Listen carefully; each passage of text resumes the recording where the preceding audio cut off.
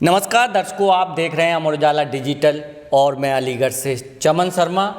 ये video CBSE के जो स्टूडेंट हैं और ख़ासकर जिन्होंने क्लास 10th का एग्ज़ाम पहली बार दे दिया है उनके लिए बहुत महत्वपूर्ण है, क्योंकि इस वीडियो में वो पूरी जानकारी होगी कि जो सेकंड एग्ज़ाम इस बार पहली बार रखा गया है सीबीएसई के द्वारा, वो जो है एग्ज़ाम किसको देना चाहिए, किसको नहीं देना चाहिए और क्यों देना चाहिए, उसका पूरी प्रोसेस, यानी कि अगर बात करें जो सेकंड एग्ज़ाम है सीबीएसई का, उसकी पूरी ABCD आपको इस वीडियो में मिलेगी। मेरे साथ में हैं अलीगढ़ के हेरिटेज इंटरनेशनल स्कूल के प्रिंसिपल मुनीश कुमार श्रीवास्तव जी। तो आपका स्वागत है सर अमर उजाला डिजिटल में।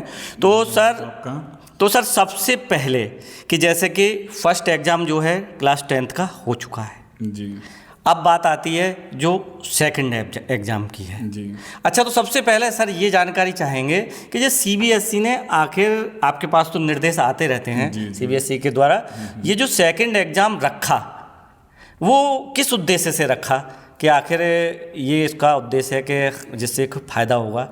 देखिए, ये एक सुविधा है जो बच्चों को दी जा रही है कि बच्चे तनाव मुक्त अपने परफॉर्मेंस को परीक्षा में दे पाएँ, और अगर एक बार कहीं उनसे कोई चूक हो गई है तो उसको दोबारा वो सुधार कर सकें। इसलिए सीबीएसई ने ये बहुत ही सराहनीय कदम अपना उठाया है कि जो बच्चे इस लेवल पे आते हैं, जो पहली बार बोर्ड के फोबिया से थोड़ा सा डर जाते हैं, तो उनके लिए ये है कि एक बहुत ही अच्छा अवसर है, सुनहरा अवसर है कि अपनी परफॉर्मेंस को दोबारा दूसरे बोर्ड में अपना पेपर देकर अपनी परफॉर्मेंस को निखार सकते हैं और अपने मार्क्स परसेंटेज को बढ़ा सकते हैं। अच्छा, तो सर सबसे पहले ये क्वेश्चन कि जैसे पहला एग्ज़ाम दे दिया बच्चे ने, तो अब उसके सामने ये है कि जो सेकंड एग्ज़ाम होगा उसमें कौन एलिजिबल होगा? सबसे पहले तो क्वेश्चन यही है कि कौन सा स्टूडेंट एलिजिबल होगा? जी, देखिए, वो बच्चा एलिजिबल है जिसने पहला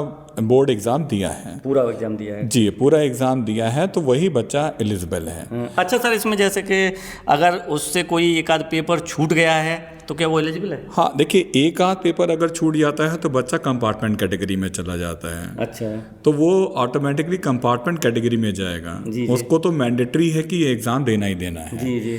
लेकिन जो बच्चे ऐसे हैं, जो बच्चे अभी एग्ज़ाम दिया है और सारे एग्ज़ाम दिए हैं अपने, तो उनके लिए ये अवसर दिया गया है कि वो अपने उसको सुधार कर सकते हैं, अपने नंबरों के, अपनी परफॉर्मेंस को देखते हुए कि हमने किस पेपर में थोड़ा ख़राब किया है, तो उस परफॉर्मेंस, उस पेपर में, उस विषय में वो अपने आप की परफॉर्मेंस को सुधार सकते हैं। अच्छा सर, तो जिन्होंने एग्ज़ाम दिया है पूरी तरीके से वो इस एग्ज़ाम को एलिजिबल होंगे। अच्छा, इसमें जैसे बच्चे के दिमाग में रहता है भाव कि कौन कौन से पेपर में वह इस सेकंड एग्ज़ाम को दे सकते हैं? देखिए, हाँ, ये बहुत ज़रूरी है और मैं चाहूँगा आपके इस इनिशिएटिव का मैं बहुत ही धन्यवाद देना चाहूँगा आपको कि आपने ये इनिशिएटिव लिया और इस तरीके से अपने अखबार के द्वारा इस चीज़ को कवर कर रहे हैं। तो ये एक बहुत ही महत्वपूर्ण विषय है अभिभावकों के लिए कि कौन से विषय में वो अपीयर हो सकते हैं। तो देखिए, इसमें जो हमारे पास सीबीएसई की दिशा निर्देश हैं उसमें ये बताया गया है कि लैंग्वेज में से कोई भी एक ऑप्शन वो ले सकते हैं। जैसे अगर बच्चे ने इंग्लिश, हिंदी, अमूमन यहाँ पे जो हम हैं तो यहाँ पे इंग्लिश हिंदी ही बच्चा लेता है, तो उसमें से कोई एक सब्जेक्ट वो चूज़ कर सकता है। और बाकी हमारा जो मेन सब्जेक्ट बचते हैं वो साइंस, मैथ्स और SST, इसमें से कोई भी 2 सब्जेक्ट का विकल्प वो चुनाव कर सकता है अपने सेकंड प्री बोर्ड। यानी कि एक तो लैंग्वेज हिंदी या इंग्लिश, या तो हिंदी या इंग्लिश में से एक, और जो बाकी के जो मैथ, साइंस और SST हैं 3 जो बचे, उनमें से कोई भी दो ले सकता है। कोई भी 2 ऑप्शन वो ले सकता है। अच्छा सर, अब जैसे बात आती है कि ये तो क्लियर हो गया कि हम कितने पेपरों में उसको दे सकते हैं। ठीक। अच्छा, इसमें एक चीज़ ये कि सर जैसे कि फीस तो पहले जमा हो गई जो भी कुछ है, जी, क्योंकि पैसा बहुत महत्वपूर्ण होता है अभिभावक के लिए भी। तो क्या ये जो पेपर अब वो देगा, चाहे एक में दे, 2 में दे या 3 में दे, तो उसकी कोई फ़ीस लग रही है? हाँ, उसकी सीबीएसई द्वारा निर्धारित फ़ीस है। इसमें बहुत ही नॉमिनल फ़ीस रखी गई है, 320 रुपये प्रति विषय रखी गई है। अगर बच्चा तीनों सब्जेक्ट में, तीनों विषयों में अगर आप लेता है तो वो 960 रुपये उसको दे रहा होगा। वो CBSE को दिया जाएगा। CBSE के बाद हमारे पास 960 रुपये देने का आदेश आया है। अच्छा। कि 320 रुपये प्रति विषय हम उनको पेमेंट करेंगे। अच्छा सर, जैसे एग्ज़ाम हो गए फर्स्ट वाले, अब सब बच्चे अपने अपने घर पर हैं। अब जो आगे सेकंड एग्ज़ाम के लिए जो प्रोसेस होगा जी, तो उसका जो प्रोसेस है वो पूरा स्कूल से ही होगा, तो उसके लिए क्या गाइडलाइंस है? हाँ देखिए, उसके लिए ये है कि स्कूल को दिशा निर्देश दिए गए हैं CBSE से कि वो अपने बच्चों से कनेक्ट हो और बच्चों को ये सर्कुलर की जो मुख्य बातें हैं वो उनसे अवगत कराएं और 31 मार्च से पहले ये प्रक्रिया पूरी करा लें, फीस डिपॉजिट कर दें, ताकि बोर्ड को ये एक संख्या मिल जाए ताकि वो उस हिसाब से अपनी तैयारी सेकंड बोर्ड के लिए कर सकें।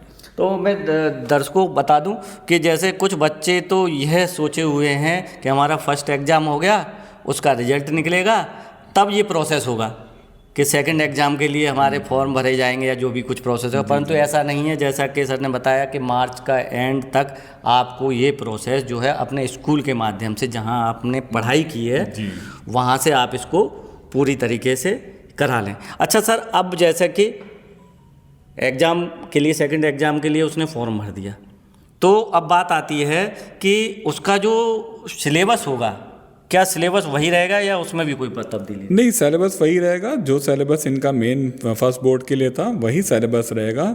बच्चों को और समय मिल जाएगा प्रिपरेशन करने के लिए, वही सिलेबस तैयार करना है।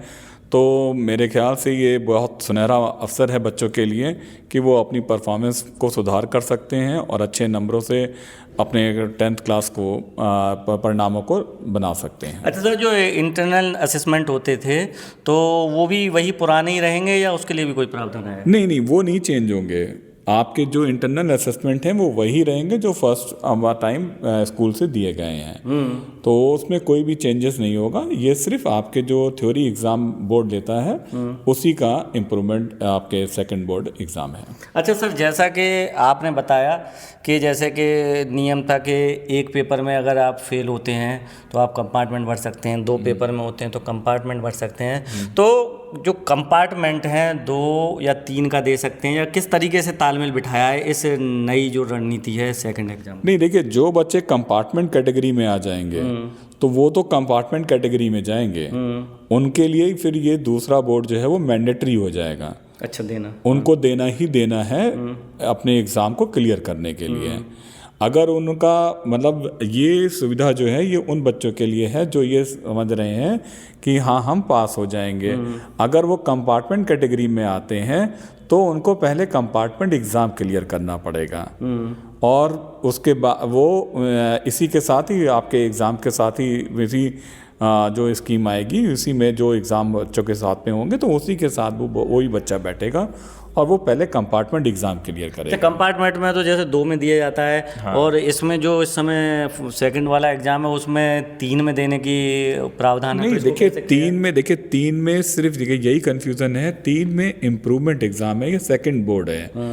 आप जो हमारा जो प्रीवियस सिस्टम है वो सेकंड 2 सब्जेक्ट में ही अगर बच्चा फेल है तो वो फेल माना जाएगा, मतलब वो कंपार्टमेंट कैटेगरी में आएगा, उसको 2 पेपर में ही कंपार्टमेंट देना है। ठीक है।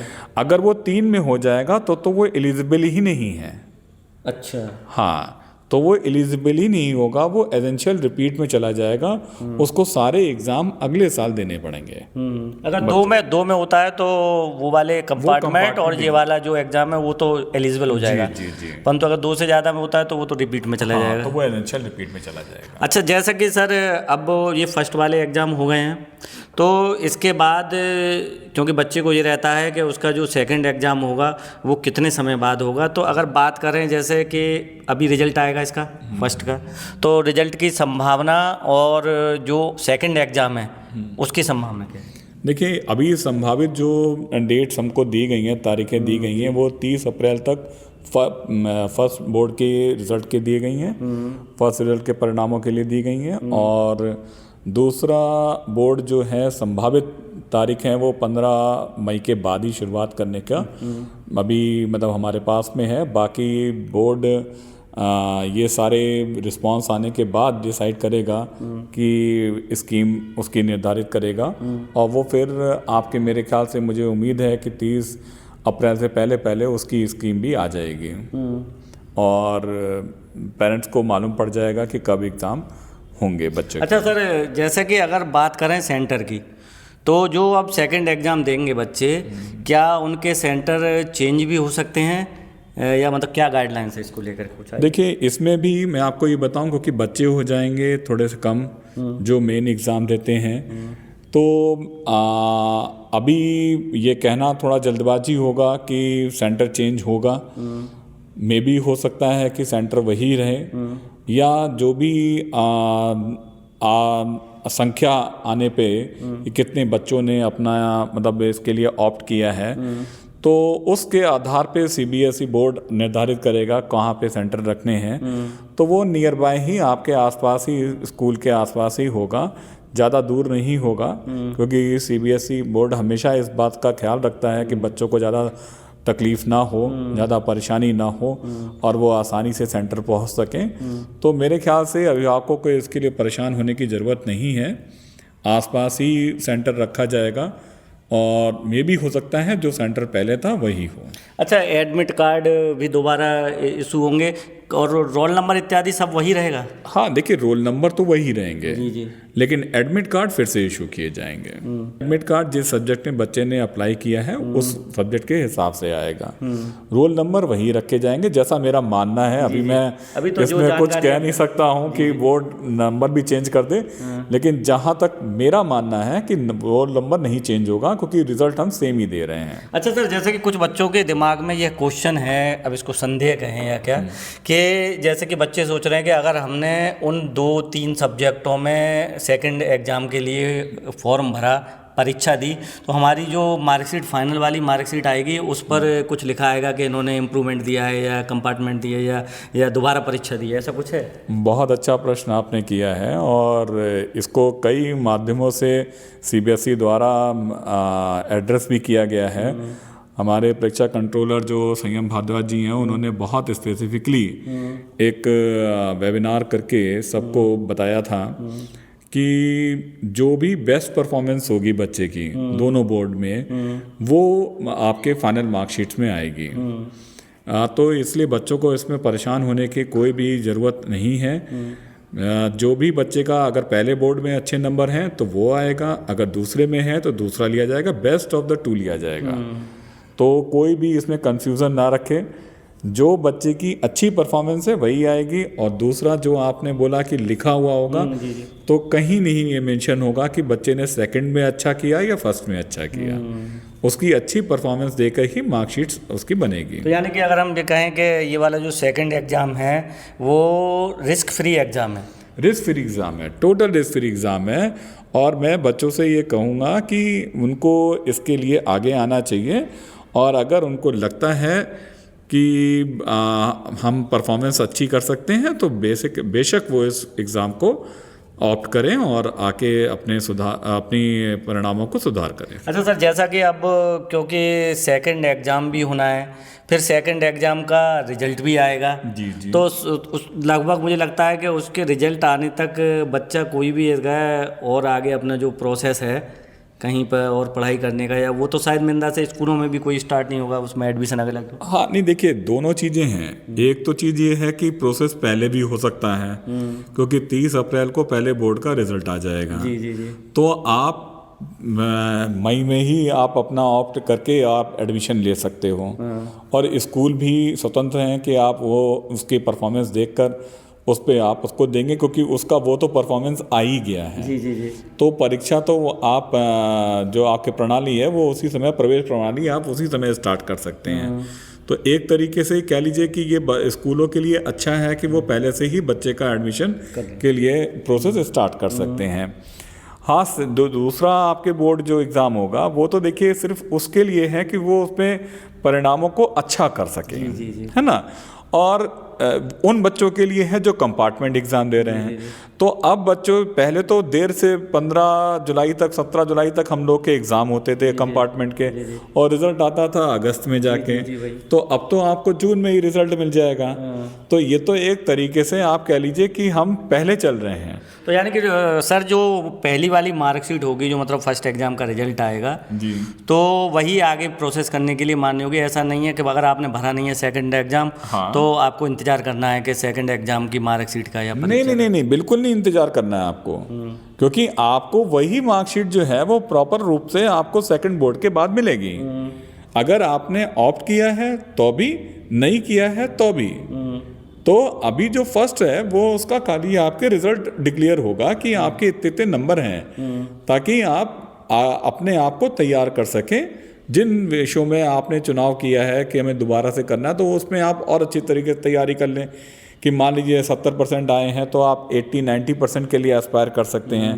ठीक है, तो इस तरीके से ये एक बहुत अच्छी, मतलब मैं कहूँगा कि पहल है बोर्ड के द्वारा, कि वो बच्चों को ये मौका देना चाहते हैं कि वो बच्चे अगर जो किसी भी कारणवश, बहुत सारी चीज़ें होती हैं, जो पहला बोर्ड भी होता है जिसके कारण भी बच्चों के अंदर काफ़ी आपके डर बैठा होता है, तो वो डर पहले बोर्ड देने के बाद ख़त्म हो जाता है। जी। तो सेकंड बोर्ड में वो अपनी परफॉर्मेंस को और निखार सकता है और अच्छे मार्क्स, मतलब अच्छे परसेंटेज जो एक आपको अपनी स्ट्रीम लेने के लिए निर्धारित स्कूलों द्वारा किए जाते हैं, तो आपके लिए बड़े आसानी से उन नंबरों को आप ग्रहण कर सकते हो और ला सकते हो, और अपनी जो आपका इंटरेस्ट है उस स्ट्रीम में आप एडमिशन पा सकते हैं। अच्छा सर, अंत में आप जो 10th के बच्चे एग्ज़ाम दे रहे हैं, जिन्होंने दे दिया है, तो उन बच्चों के लिए और उन अभिभावकों के लिए आप क्या संदेश देंगे?